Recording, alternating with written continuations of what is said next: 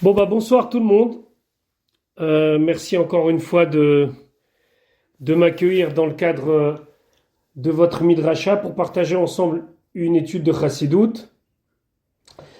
Alors, on est toujours dans un Mahamar du Admor Hazaken qui était Tzela Milchama. C'est le premier Mahamar dans l'Ikouté Torah qui nous parle donc de la lutte et du travail de Avodat Tefila qu'il faut mettre en place pour pouvoir servir à Kadosh Baruch Hu à travers la Tefila.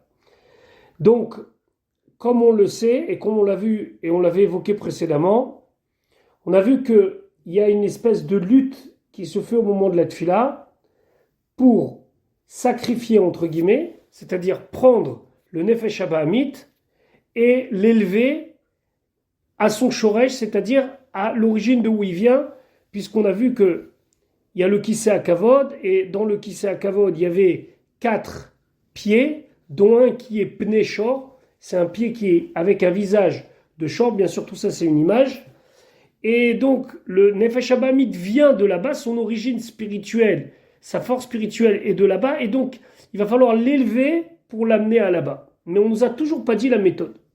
Alors c'est intéressant que maintenant qu'on a repris l'étude du Rambam, ceux qui suivent le cycle d'un Pérec, on voit combien le Rambam, au début des Ilchot Yesodei Torah, des lois des fondamentaux de la Torah, il insiste sur le fait que notre Emouna, elle doit passer par l'Eda, de savoir. Le Rambam, il dit que c'est une mitzvah, et il n'emploie pas le mot Léamin de croire en Dieu. Ça, c'est un mot qu'il emploie dans le Sefer HaMitzvot, ou dans le Sefer HaMitzvot, quand il parle de la mitzvah de Anochi Hashem Elokecha, il dit c'est une mitzvah Léamin, mais dans le Mishneh Torah, il dit c'est une mitzvah tassel Leda, de savoir, de prendre conscience.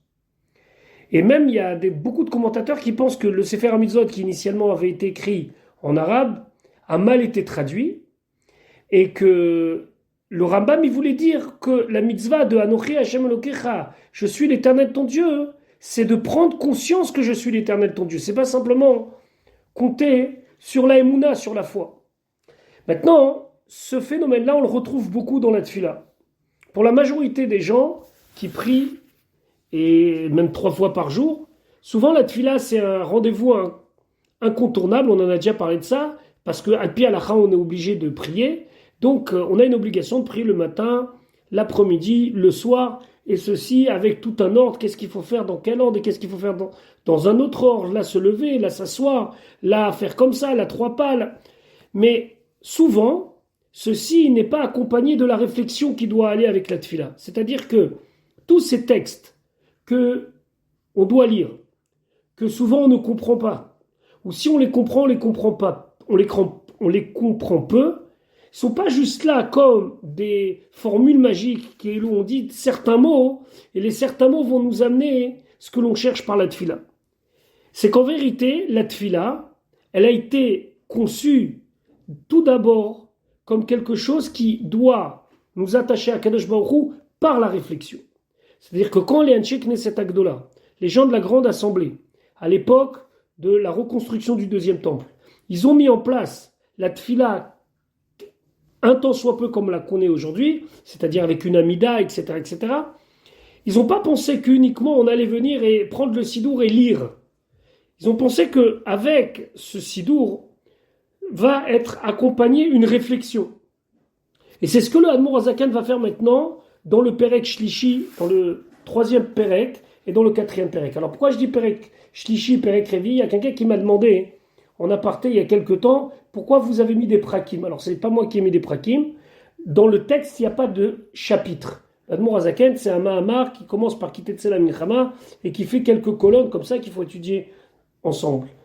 Et donc, on les lit à la suite de l'autre. Maintenant, pour rendre les choses plus faciles, il y a un machon en Amérique qui s'appelle Chassidut Mevoueret, Echal Menachem, qui sortent régulièrement des Mamarim et il les coupe avec des chapitres, avec des têtes de chapitres, ce qui nous permet de voir où est-ce que le Admor Hazaken il veut en venir. Et même si ça paraît pour ceux qui ont l'habitude d'étudier le Likutei Torah tel que, où il n'y a pas de prakim, il y a simplement des mamarim avec des otiot, ça veut dire des grands paragraphes qui sont Aleph, Bet, Gimel, etc.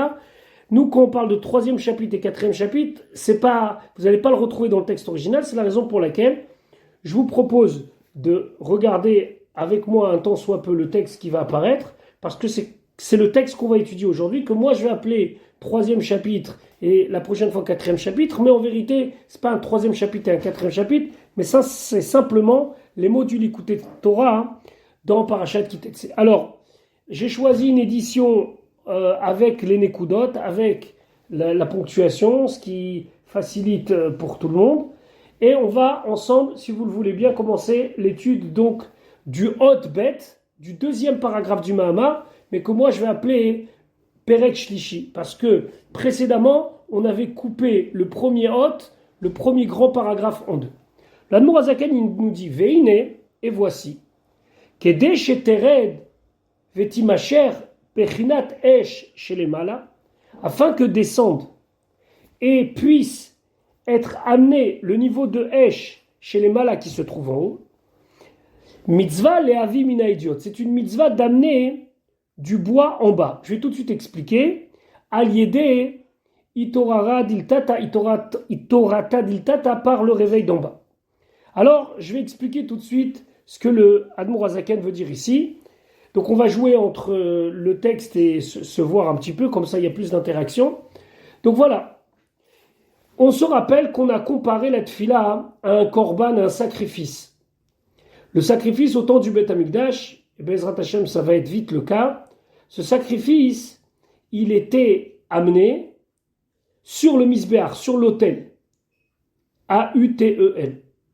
Pour cela, il y avait sur l'autel, donc qui faisait 5-6 mètres de haut, des foyers, donc du bois. Il y a plein d'avis, mais on va dire grosso modo 3, dont un qui était réservé à brûler les corbanotes, à brûler les sacrifices. Il y en avait 2 autres qui avaient d'autres utilisations qui, pour l'instant, ne rentrent pas en compte dans le Mama. Donc, tous les jours, lorsqu'on faisait des sacrifices, dès le matin, Tamid Shel Shachar, le sacrifice du matin, on prenait la bête, on la préparait, donc on lui faisait la shrita, etc., etc. On la dépecée, on la coupait en morceaux et on l'amenait sur le misbéar pour qu'elle soit brûlée sur cet autel. Maintenant, à l'époque du premier temple, il y avait un phénomène extraordinaire. C'est que lorsque on faisait un korban, il y avait un feu qui descendait du haut et qui consumait le korban. C'était extraordinaire. Par exemple, lorsque quelqu'un avait transgressé une mitzvah sans faire exprès, pour laquelle il devait, pour se faire expier et pardonner, amener un korban khatat. Et bien lorsque il faisait faire son korban khatat, il y avait un signe. Est-ce qu'il était exaucé ou pas, puisqu'il y avait un feu qui descendait du ciel. Donc a priori, nous, on n'avait rien à faire. On amenait le korban, on le posait sur le bûcher, il y avait un feu qui descendait du ciel, on dit qu'il avait une forme de lion, et qui prenait le korban. Pourtant, les chachamim ils disent, mitzvah lehavi mina idiot. C'est une mitzvah d'amener du simple. Ça veut dire de quelque chose de normal. Ça veut dire qu'on ne devait pas compter sur le feu d'en haut. Même si on était sûr qu'il allait descendre. Il fallait amener de nous-mêmes une bûche en bas, alimenter le feu d'en bas, allumer un feu en bas, et ce feu en bas va attirer le feu du haut. Donc on ne pouvait pas uniquement poser sur le bois, il fallait amener des bûches, allumer le feu, et une fois que le feu a pris en bas, ça réveillait par un réveil du bas, ça veut dire un réveil de nos actions, que le feu y descendait du haut. Là, ici, même si on parle des corbanotes, l'Admour Hazaken, il est en train de nous parler de quelque chose que on a l'obligation de faire à chaque fois. C'est-à-dire qu'on sait que notre relation avec Akadosh Baruch Hu, elle peut se faire de 2 manières. Ou bien c'est Akadosh Baruch Hu qui vient nous prendre, c'est-à-dire c'est un réveil d'en haut, Itorah Dil Ela, qui prend le bas, ou bien c'est le bas qui réveille le haut, c'est-à-dire qu'on agit en bas pour réveiller le haut. Donc des fois, on ne peut pas agir de nous-mêmes, alors il faut qu'Akadosh Baruch Hu, il vienne et qu'il nous envoie un petit coup de pouce du haut pour qu'on se réveille. Ça c'est Itorah Dil Ela qui vient en bas dans Itorah Dil Tata, et ça nous réveille en bas. Et des fois, c'est nous qui réveillons la Itorah Dil Ela. Alors on peut parler de ça, il y a plein de mamarim qui expliquent la différence entre Nissan et Tishri. Est-ce que c'est le travail du haut vers le bas? Nissan, c'est le haut vers le bas, c'est Dieu qui vient sortir. Alors que le travail de Tishri, c'est du bas vers le haut, c'est le peuple qui vient et qui proclame la royauté d'Akadosh Baruch Hu. Mais ici, ce qui est important de comprendre, c'est qu'on ne peut pas faire l'économie de ce qui se fait en bas. Le réveil d'en bas. Itorira diltata. On ne peut pas. Mitzvah, lehavi mina idiot. On doit amener du bois. On doit faire semblant, entre guillemets, et faire un effort ici pour mettre en place un bûcher avec du feu, m'y mettre la bête, et là, waouh, le feu descend du ciel pour consumer la bête. C'est-à-dire quoi? Al-Yedé, itorira diltata, c'est par le réveil d'en bas. Voilà les deux premières phrases du Mama. Je continue dans le Mama. Je suis désolé, je vais vous faire jouer comme ça.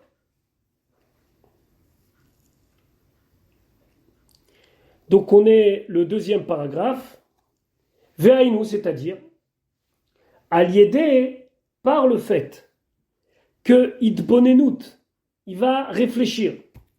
Bimkom Chotzva, de l'endroit d'où le Nefesh Abahamit, il a été tiré, Veshorcha et son origine, Bamerkava Eliona, le fameux Pneshor, c'est-à-dire ce niveau-là très très haut, qui est juste en dessous du Kisei HaKavod, mais qui est à l'origine, et qui est de l'endroit où on a pris le Nefesh Abahamit, Shemimenan Nilkach HaKoach HaMitave, Shebenafsho Abahamit Kenal, que de cet endroit-là, très spirituel, puisqu'il est au-dessus de tout, il est proche de Akadosh Baruch Hu, puisqu'il est juste en dessous le Kisei HaKavod. C'est les pieds du Kisei HaKavod. C'est les pieds du trône céleste. Là-bas, il y a une force qui, lorsqu'elle va descendre en bas, elle va donner au Nefesh Abahamit Koach HaMitave. C'est quoi Koach HaMitave? On a expliqué dans le dernier shiur, c'est l'envie. Donc le Nefesh Abahamit, il a envie. C'est dans sa nature. Seulement, toute la avoda, elle est que cette envie, ce koach hamitave, qui pousse, qui encourage, ne soit pas pour des choses matérielles et des plaisirs de ce monde, mais ça soit pour des choses spirituelles, pour les plaisirs que nous offre l'attachement à Kadosh Baruch. Alors comment on fait ça? Alors on explique et on réfléchit. Shehem betelim beprinat merkava vekise. Comment ils sont complètement annulés par rapport au niveau de Merkava et de Kissé, c'est-à-dire de char céleste et de trône céleste. Les gabé dmout Adam shala Kissé par rapport à l'homme qui est sur le Kissé. Alors, ici de quoi on parle? C'est le fameux Maaseh Merkava de Yecheskel. Yecheskel a une vision où il voit un char, un trône céleste avec 4 pieds. Chacun représente une autre face et au-dessus, il y a dmout Adam shala Kissé. Il y a l'image de l'homme qui est sur le Kisei. Alors bien sûr, ici on parle rien de matériel, mais c'est l'image d'Akadosh Baruch Hu. Donc eux, les pieds du Kisei HaKavod, dont le Pneshor, dont l'origine du Nefesh Abahamit, en vérité, ils sont complètement, mais complètement annulés à Akadosh Baruch Hu, au Adam chez la Kisei.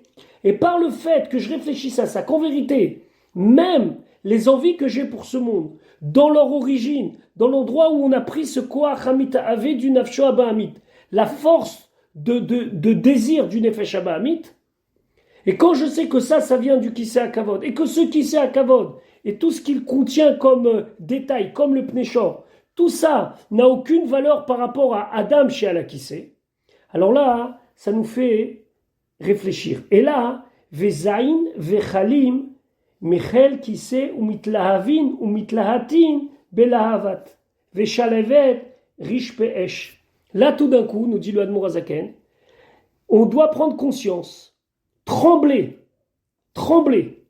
du Kisei HaKavod, et en même temps, s'enflammer et avoir une flamme de feu, libatel ou les kalel beor Hashem a chauffé alehem, de s'inclure dans cette lumière de Dieu qui va venir.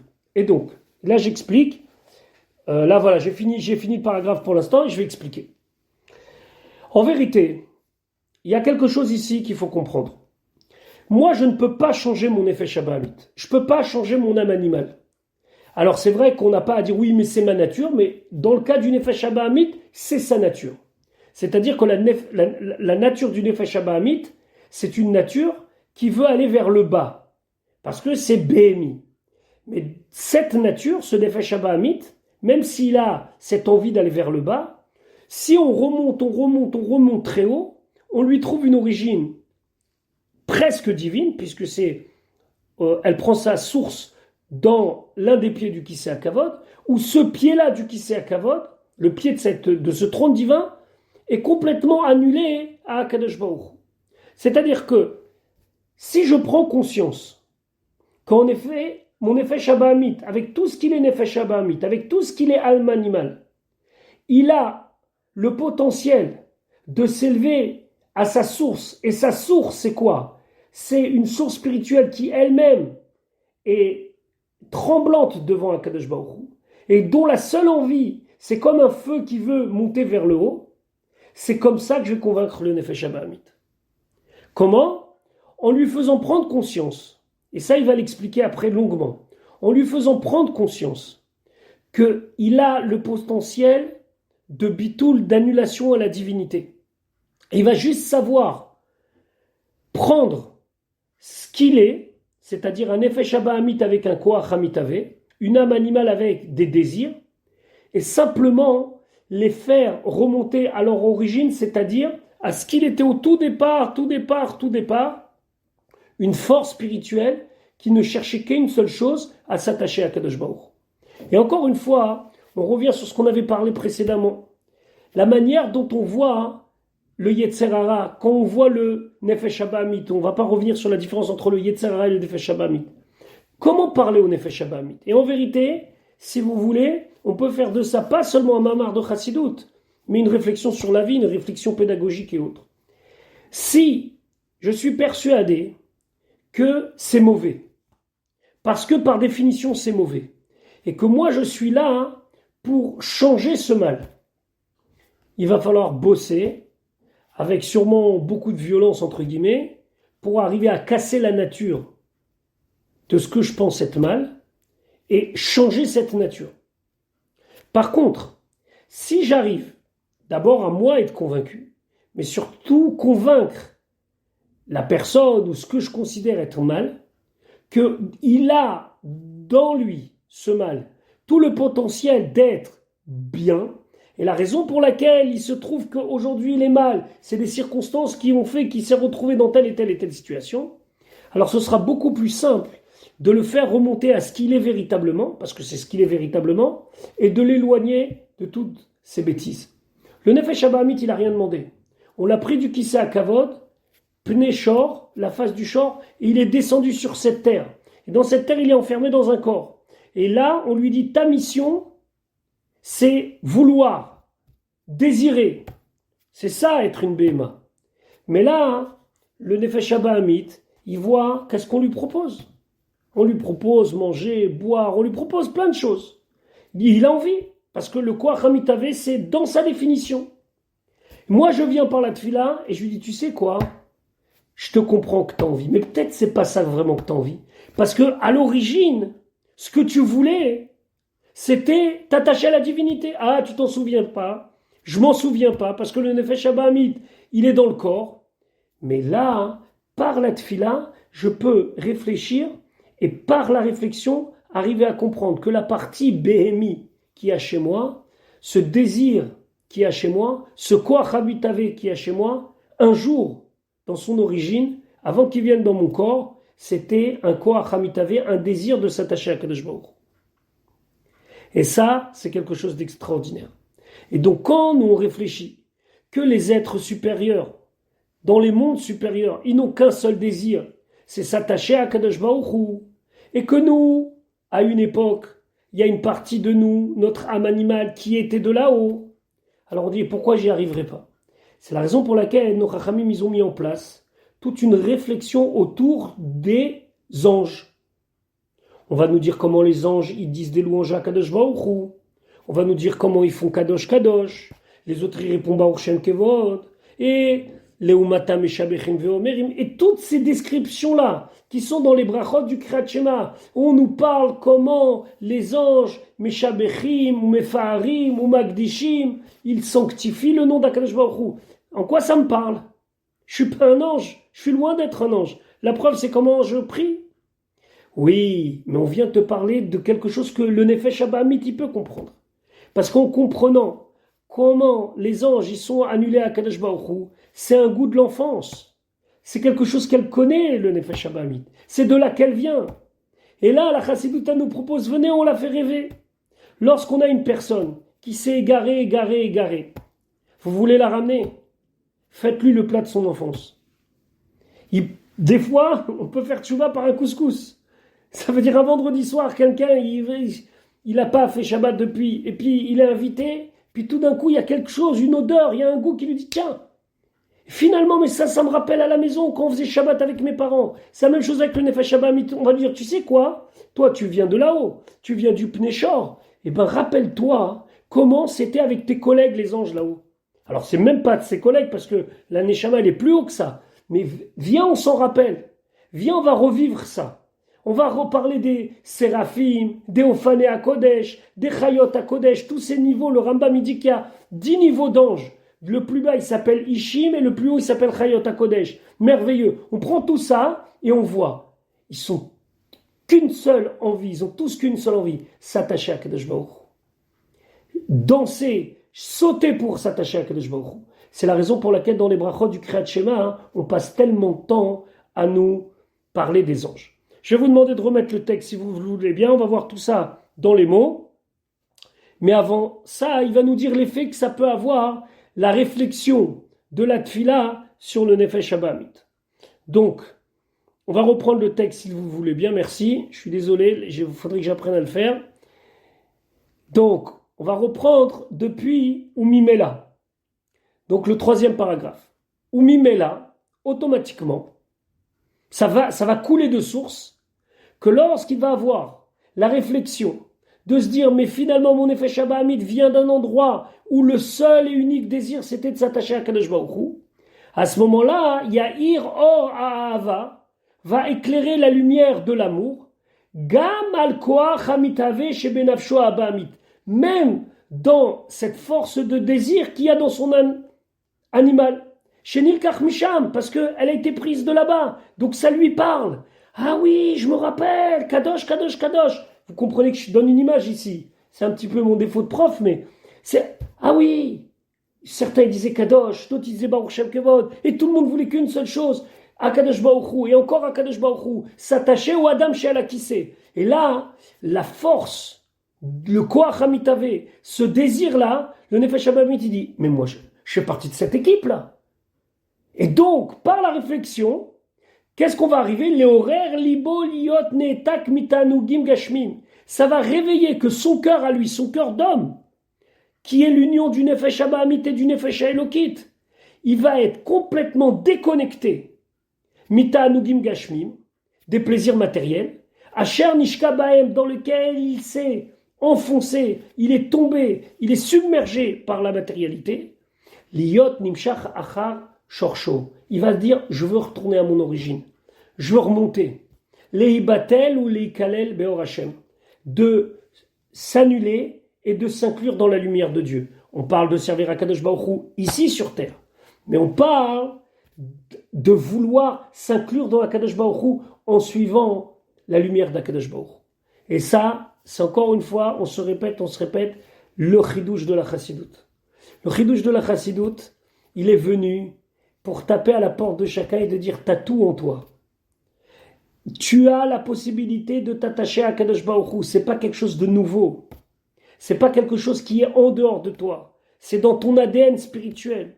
Mais oui, mais regarde, j'adore j'aime que ce monde.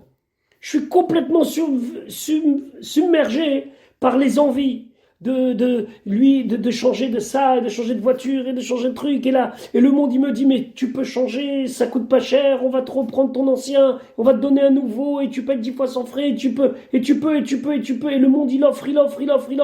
Aujourd'hui, avec un coup de pouce, on peut acheter, on peut tout faire. Alors comment je fais? eh ben, tu prends le Nefesh Abahamit et tu lui parles dans sa langue en lui disant, mais tu te rappelles, toi aussi, un jour, tu étais comme ça. Ton Shoresh, c'est comme ça. Ton origine, c'est comme ça. Parce que tu es comme les anges. Qui les anges, eux, veulent s'inclure dans Akadosh Baruch Hu, et toi aussi, tu veux t'inclure dans Akadosh Baruch Hu. Juste laisse-toi aller. Vas-y. Réfléchis. Et c'est cette réflexion que nos Chachamim ont instituée dans la Tfila. On reprend le texte si vous le voulez bien. On est donc maintenant au 4e paragraphe. Blinéder, je vais apprendre parce que je ne vais pas à chaque fois vous demander de mettre l'écran. Alors on est au 4e paragraphe. 4e paragraphe. Velachen, c'est pour cela. Tiknu Anshe Knesset Agdola. Les gens de la grande assemblée c'était 120 Chachamim à l'époque de Ezra qui à la remontée entre la destruction du premier Beth Amikdash et le deuxième, globalement après l'histoire de Purim, etc., ils ont mis en place plein de choses. Parce qu'il fallait, c'est comme ça, il fallait structurer les choses. Et donc là, les Anshe Knesset Agdola, une des choses qu'ils ont fait, c'est l'ossature de la Tfila. Comment on fait la Tfila aujourd'hui? Et eux, ils ont institué les Birkot Kriyat Shema. Les bénédictions du Kriyat Shema. Shtaim Lefanea, il y a 2 Berachot avant le Kriyat Shema. Et c'est la bracha de Yotzer Or. Et on va voir qu'il y a aussi après. Alors, il va analyser Yotzer Or. C'est quoi Yotzer Or? Le matin, donc lorsqu'on arrive avant le Kriyat Shema, on doit dire Yotzer Or Uvore Chosher Ose Shalom Uvore Takol. C'est lui qui a créé la lumière, qui a boré Chosher. Il a créé l'obscurité, comme si l'obscurité c'était pas un manque de lumière, c'était quelque chose en soi. Chez Sham Nehemar, là-bas, lorsque vous allez lire le texte, et si vous ne le comprenez pas, je vous invite à le lire en français ou dans une autre langue, mais que vous comprenez. Là-bas, on voit que c'est Nehemar, c'est dit, Venishna Be'arichut, et c'est répété avec presque redondance. C'est long. Qu'est-ce qu'on nous raconte? Seder à Malachim ou Srafim Vechayot. Les anges, les Srafim, alors les Srafim c'est un autre niveau d'ange, et les Chayot, c'est les Chayot à Kodesh, c'est les créatures spirituelles les plus hautes, qui sont juste avant le Kisei HaKavod. Et lorsque, on va prendre l'exemple d'un enfant, il va lire la traduction, d'ailleurs je vous invite à lire la traduction si vous ne comprenez pas directement le texte, de toute façon, lisez la traduction, c'est toujours très enrichissant. D'abord, on met des mots très précis sur des notions, ça c'est important. Et deuxièmement, vous allez vous rendre compte que finalement, on dit quelque chose qui est... Voilà, il s'attarde sur savoir exactement comment chaque ange y fait pour dire et qu'est-ce qu'il dit et comment l'autre il lui répond. Erchem, Betelim, Leoro Yidvarech. Mais en vérité, c'est pour une seule chose.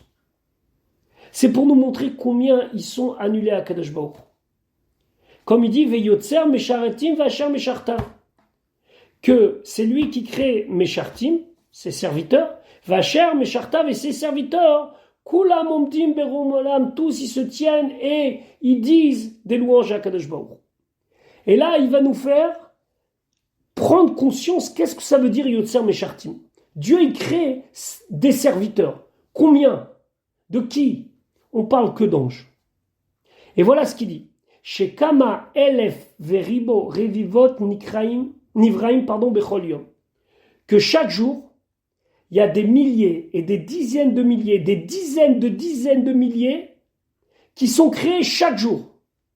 Ça veut dire que chaque jour, il y a des dizaines de milliers et des dizaines de milliers d'anges qui ne sont créés que pour une mission. Dieu. Ou Mechamat Tokef Avatam, et par la force de leur amour, qu'est Esh Boeret, que c'est un feu brûlant. Donc ils sont créés, et immédiatement, ils sont pris d'un amour intense pour Akadosh Baruch Hu, automatiquement Kalim, Venisrafim, Vechozrim ou Mitrachim. Ils disparaissent. Ils sont brûlés par leur amour. Et ils ont besoin d'une nouvelle fois être renouvelés. Ça, c'est Meshartim. Ça veut dire qu'Akadosh Baruch Hu, il crée des êtres spirituels par dizaines de milliers. Ces êtres spirituels, ils sont là pour le servir. Mais lorsqu'ils prennent conscience, ils ne peuvent pas supporter d'être loin de lui, et leur amour sera tellement dévorant qu'il va complètement les prendre, les faire qu'ils vont s'éliminer pour être de nouveau recréés. Alors attention, ça c'est le travail des anges, c'est pas le travail des hommes. Je finis le texte comme ça, après on sera juste en panim el panim, en face à face. Vacham et Chartav, et que ses serviteurs, Michéchet, Yemé Bereshit, depuis les 6 jours de la création, Kama, Elef, Revib et Revavod, Bigdou Dechad. Et il te dit que dans un groupe de malachim, il y a plusieurs milliers, dizaines de milliers. Veligdouda ven mispar. Et le nombre d'unités, ça veut dire de groupes de malachim, en mispar. On ne peut pas compter, il n'y a pas de compte. Kedirtiv, comme c'est marqué dans Yov, Ayesh, Mispar, Lemdoudav. Est-ce qu'on peut dire qu'il y a un compte précis de toutes ces armées de malachim qui sont créées? Kedebeshan et Begmara, comme c'est enseigné dans la Gemara, c'est une Gemara dans Masechet Brachot. Donc, on imagine des champs à perte de vue, de soldats d'Hachem, qui sont des malachim, des séraphim, des chayot HaKodesh. Il n'y en a pas un, il n'y en a pas 10, il n'y en a pas 1000, il n'y en a pas 10 000, il n'y en a pas 100 000. C'est infini. Et tout ce beau monde, une seule chose.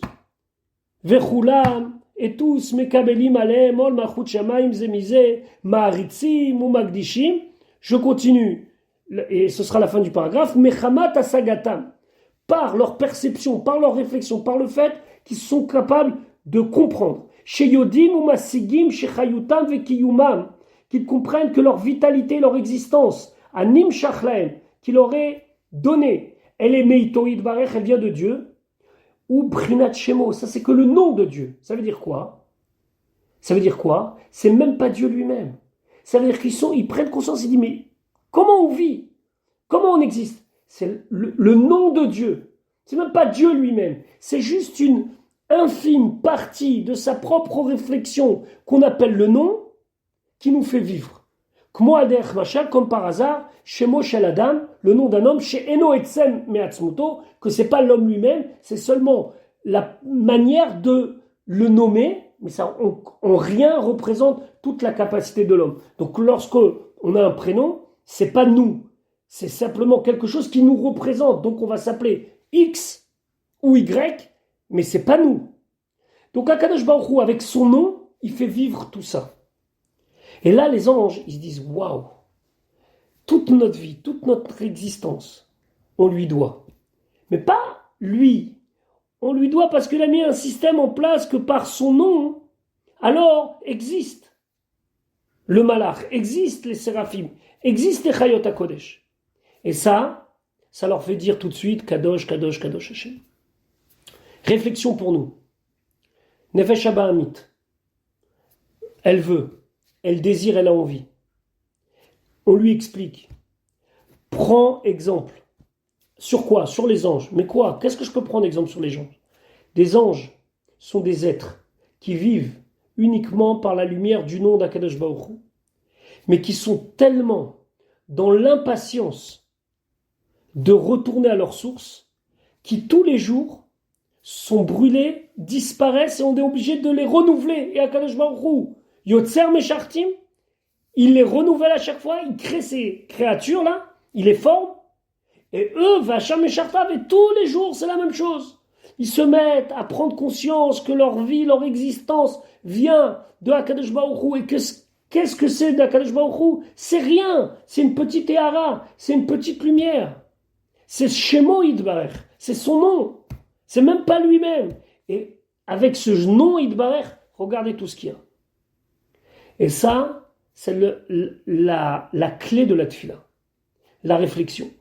La réflexion en se disant, mais d'où vient tout ça? Lorsque David Ameler, il nous encourage dans Teilim à regarder la nature et de déclarer combien la nature elle est belle et combien c'est l'action d'Akadosh Baruch Hu, que tout le temps, en voyant les éléments de notre vie, on doit chercher à savoir, mais qui est derrière tout ça? Alors ce sentiment-là va amener au Nefesh Abamit l'envie que d'une seule chose, s'attacher à lui. Vous savez que dans les premières mitzvot dans le Rambam, il y a la mitzvah d'aimer Hachem et de craindre Hachem. Et quand le Rambam il parle de la mitzvah d'aimer Hachem et de craindre Hachem, il parle d'abord d'amour et après de crainte. Et beaucoup de commentateurs se demandent comment ça se fait. D'abord, il faut craindre et après aimer. Alors, il y a plein de réponses, mais la réponse que la Chassidoute elle offre, c'est la suivante. Il y a amour et il y a crainte qui sont uniquement basés sur l'intérêt. C'est-à-dire, j'aime Akadosh Baruch Hu parce que je suis conscient qu'il peut me gratifier de plein de choses, et je crains Akadosh Baruch Hu parce que, excusez-moi le terme un petit peu moderne, je veux pas d'embrouille. Donc je respecte. J'ai pas beaucoup de points sur mon permis, je fais attention quand je roule, pas d'excès de vitesse, je passe pas de feu rouge. J'ai pas d'amour, mais j'ai de la crainte. Personne n'aime un radar ou n'aime un policier. Mais c'est une relation où, tu sais, si tu l'aimes, il va être gentil. Si tu te mets mal avec lui, il va être méchant. Ça, c'est en bas. Maintenant, la Chassidoute, c'est expliqué longuement dans le Tanya, elle nous explique qu'il y a plus haut. Il y a l'amour et la crainte pour l'attachement à Akadosh Baruch Hu, pour l'attachement à la personne. Il peut y avoir un débat maintenant. Lorsque quelqu'un passait au dollar chez le rabbi, souhaitant Bezrat Hashem, avant même la fin de ce cours qui touche à sa fin, on puisse mériter de revoir ça. Quel était le sentiment? Un sentiment d'amour, mais aussi un sentiment de crainte. C'est-à-dire, d'un côté, c'était un moment d'attachement profond. Mais d'un autre côté, il y avait Yirat Haromemut. On ne parle pas. On passe sans... Voilà. Alors on a envie que ça dure une éternité, parce que c'est un moment fort. Mais d'un autre côté, on a peur que ça dure trop longtemps. Je me rappelle que la queue des fois, le dimanche a commencé en bas à 770, il y avait des petits escaliers qui montaient jusqu'au Gan Eden Tarton. En bas, ça discutait. Il y avait des gens qui mettaient les tefilines, il y avait... ça discutait. Même nous, on discutait. On dit un petit peu télim, on passait comme ça avec des copains. On était à la yeshiva. Mais plus on montait les marches, et plus il y avait un silence. Il n'y avait plus rien. On sentait que les gens, ils étaient en train de se dire « Waouh, ça y est, c'est le moment ». Il y a des gens qui venaient du monde entier pour ce moment-là. Et combien, quand ils sont arrivés, ils ne pouvaient pas parler. Qu'est-ce qui se passe? De qui t'as peur? Et t'as peur de quoi? Non, c'est Yirat Haromemut. Ce que les malachim ils nous apprennent, c'est de l'amour et de la crainte pour Akadosh Baruch Hu. Pas de l'amour et de la crainte, parce que si je suis gentil, Dieu il va me récompenser. Si je suis méchant, Dieu il va me punir. Ça, c'est la base. Mais avec la Chassidoute, on est monté d'un degré. La Havat Hashem et la Yirat Hashem, c'est pour Dieu. Parce que j'aime mon père et je le crains en même temps. En même temps, j'ai envie d'être proche de lui. Et en même temps, je sais que cette proximité, elle m'intimide des fois. Les malachim, par leur bitoul, par leur annulation vers Akadosh Baruch Hu, par leur soumission avec Akadosh Baruch Hu, ils sont là, en tout cas, les Anshe Knesset Agdola, ils ont souhaité qu'en sachant ça, ça nous donne envie. Envie, nous aussi, pas envie comme on a la définition, qui est envie de ça ou de ça ou de ça, mais envie d'être à leur exemple, parce que ce que eux ils font, on l'a dans notre ADN spirituel. C'est notre Nefesh Abamit qui vient du Kisei HaKavod. Waouh!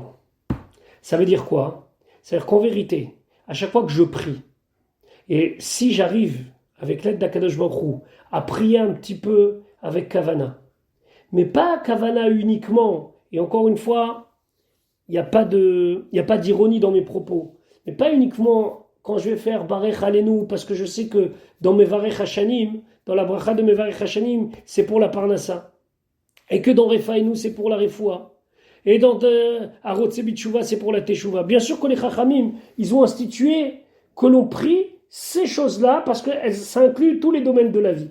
Mais avant ça, dans les brachot de Kriyat Shema, il n'y a pas de malade, tout va bien, On ne parle pas de Parnassa, on parle d'ange. Et après, on va enchaîner avec Akadosh Baruch Hu, il nous donne le cœur pour le servir, etc. Mais je ne suis pas venu pour ça. Je suis venu parce que j'ai besoin. Parce que non, ça c'est autre chose. C'est quelque chose qui va venir avec d'abord une étape, celle de savoir où est-ce que tu en es. Où est-ce que tu en es dans tes envies de ce monde? Eh bien oui, je suis partagé en deux. D'un côté, j'ai envie de faire la Torah l'épisode, d'un côté, j'ai envie... sache que ce côté-là que tu dis, le deuxième, celui que tu penses que tu es un petit peu schizophrène, c'est pas vrai.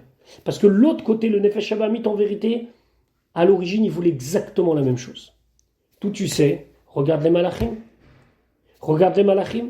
Leur relation avec Akadosh Baruch Hu. Akadosh Baruch Hu, il est obligé de les créer tous les jours tellement ils sont impatients de retourner vers lui. Attention, ça c'est pas valable pour les hommes. C'est-à-dire que la réflexion de la tfila, ça ne doit pas être d'arriver à dire ah tsam alecha nafshi, mon âme elle a soif de toi, j'ai envie de te rejoindre. Non. Akadosh Baruch Hu, il veut qu'il y ait un, je ne sais pas si on aura l'occasion de faire un mamar là-dessus. Il veut qu'il y ait ratso, qu'il y ait cette volonté de s'inclure dans lui, mais il y a chouv, ça veut dire revenir. Faire en sorte que ce soit dans ce monde. C'est la raison pour laquelle, dans la tfila, on va voir qu'on va commencer tout doux, on va monter, Kriyat Shema, puis on va arriver à la Mida, le summum de notre proximité avec Akadosh Baruch Hu, après on redescend tout doucement, parce que le but c'est d'arriver à ce que tout ça, ça trouve place dans ce monde. Mais en attendant, au moment où on est flashé dans la tfila, c'est un moment de réflexion, c'est un moment où je dois me dire, waouh, là, c'est comme ça que j'aurais dû être. Et même peut-être même plus haut, parce qu'on verra que c'est pas aujourd'hui que les malachim ils vont nous donner des leçons. Aujourd'hui, ils nous donnent des leçons, mais nous on peut donner des leçons malachim, mais ça c'est pas pour aujourd'hui, c'est pas pendant le mamar d'aujourd'hui. Parce que contrairement à eux, nous on a la prira, nous on a le libre choix, on pourrait ne pas suivre cette voie-là, et le fait qu'on la suit, ça nous donne la possibilité de faire du nachat à Kadosh Baruch Hu, qu'il s'est dit, voilà pourquoi j'ai créé ce monde. Comme on sait que Nitave Akadosh Baruch Hu, qu'Akadosh Baruch Hu, lui aussi, il a un désir. Liot lo yitbarer, qu'Akadosh Baruch Hu, il veut qu'il ait dira betartonim, une dira dans ce monde-là. Pour finir avec une petite histoire chassidique qui concerne, j'ai entendu ça dans un Farbrengen où j'étais pas présent, mais bon, maintenant les moyens modernes nous permettent d'écouter des Farbrengen et vivre à travers les écrans. C'est pas aussi chaleureux qu'un Farbrengen, il faut pas se contenter de ça. Il faut, Baruch Hashem, maintenant que Akadosh Baruch Hu, même dans les nations du monde, il leur a donné l'intelligence d'annoncer que le Covid officiellement n'est plus une épidémie, etc. Mais on n'a pas eu besoin de ça. Mais c'est vrai que on écoute tellement de shiurim, etc., etc. Comme par exemple ce shiur, je suis sûr, bon maintenant géographiquement parlant, ça aurait été compliqué. Bezrat Hashem, on va tous être à Yerushalayim bientôt. On pourra aller à la Midrasha et on sera assis ensemble pour étudier Chassidut. On aura eu un shiur du Melech HaMashiach, etc. Mais en attendant, on vit à travers des oreillettes et des écrans. Mais en tout cas, j'ai entendu un très très très beau mot. On dit qu'on doit être Mekabel Pnei Mashiach Tzidkenu. On doit accueillir Mashiach Tzidkenu. Kabbalat Panim. Kabbalat Panim, c'est l'accueil. Dans un mariage, il y a la Kabbalat Panim. Textuellement, c'est quoi Kabbalat Panim? C'est accueillir le visage. Il y a un mashpia qui dit un mot très très fort. Il dit que lorsque le rabbi nous demande les Kabel Pnei Mashiach Tzidkenu, c'est un principe où on doit voir sur notre visage cette Kabbalat Panim. Kabbalat Panim, ça veut dire que ton visage, c'est un visage à la hauteur du moment. Imaginez-vous dans un mariage Kabbalat Panim où tout le monde ferait la tête, le khatan, les parents, les beaux-parents, et ce moment-là d'accueil du khatan et de la kala avant d'aller sous la choupa se ferait avec une drôle de tête, on va dire comme ça. La Kabbalat Panim, c'est le moment où s'exprime un sentiment très profond à travers le visage du khatan, de la kala, l'émotion des parents, des beaux-parents, l'émotion. C'est un moment très fort. C'est un moment où, à travers le visage, s'exprime quelque chose. Ça, c'est de mon jus. Lui, il disait comme ça. Lorsque on nous voit, on doit voir sur notre visage qu'on est en train d'être Mekabel Pnei Mashiach Tzidkenu. Ça veut dire qu'on est là, en action, et que ça se voit sur notre visage. L'Akba Omer arrive. Il va y avoir, Bezrat Hashem, des talouchot et des hakel et des choses, etc. on pourrait être noyé sous l'organisation. Et c'est le premier jet qu'on a envie de dire encore. Il faut mobiliser des forces. Et lorsqu'on est dans l'action, l'action appelle l'action, l'action appelle l'action, l'action appelle l'action. Mais la vérité, c'est que Kabbalat Pnei Mashiach et Kabbalat Panim en général, c'est que les enseignements de la Chassidoute, que ce mamar-là, il va pas seulement être quelque chose que sur le moment ça m'a fait vibrer, et de le partager avec vous, vous pouvez même pas vous imaginer comment, pour moi c'est encore plus fort que quand je l'ai préparé. Mais à la fin, est-ce que ça va se voir sur mon visage? Est-ce que ça va changer? Est-ce qu'on va voir que véritablement cette notion-là de Chassidoute, d'élévation du Nefesh Abamit, de Kabbalat Pnei Mashiach Tzidkenu, de Rabbi Shimon Bar Yochai, Hine Matov Umanaim, les mamarim du Rabbi, où le Rabbi l'explique, Gal Enai Ve'abita, que Gal ça veut dire dévoile, et dévoile c'est lag, les secrets de la Torah, etc., etc. Comment ça se voit? Et il raconte là-bas qu'il y avait un chassid du temps du Admor Hazaken, j'ai oublié les noms, je suis pas fort sur les noms, surtout que c'est des noms un petit peu écorchés comme ça. Il y a un chassid qui a rencontré un homme qui n'était pas un chassid du Admor Hazaken. Et ils ont passé ensemble Shabbat Zachor. Zachor, le Shabbat avant Purim, on dit Zachor et Asher Asa Lecha Amalek. Et le copain qui n'était pas encore chassid, il a dit à son ami qui avait déjà été à Liozna, qui avait déjà connu le Admor Hazaken, il lui a dit, j'ai vu sur ton visage comment tu as vécu le Zachor et Asher Asa Lecha Amalek. Je l'ai vu sur toi. Ça veut dire que quand il y avait créé ta Torah, le visage de la personne, elle exprimait le Zachor et Asher Asa Lecha Amalek. Il lui demande, c'est quoi ton secret? Il lui dit ça, je l'ai appris chez le Rabbi. De faire vivre les choses avec le visage. Ça, c'est une mission que le Rabbi, il nous donne et il nous renouvelle à chaque instant. Kabbalat Pnei Mashiach Tzidkenu. Vivre la Chassidoute, qu'on est dans un mouvement où on fait le maximum pour que la Chassidoute, elle soit connue, la Chassidoute, elle soit étudiée, elle soit appréciée, elle soit, je vais dire, quelque part pratiquée par le voyage chez le Rabbi, etc., etc. Ça, c'est Kabbalat Pnei. Ça veut dire qu'on voit. On voit sur le visage.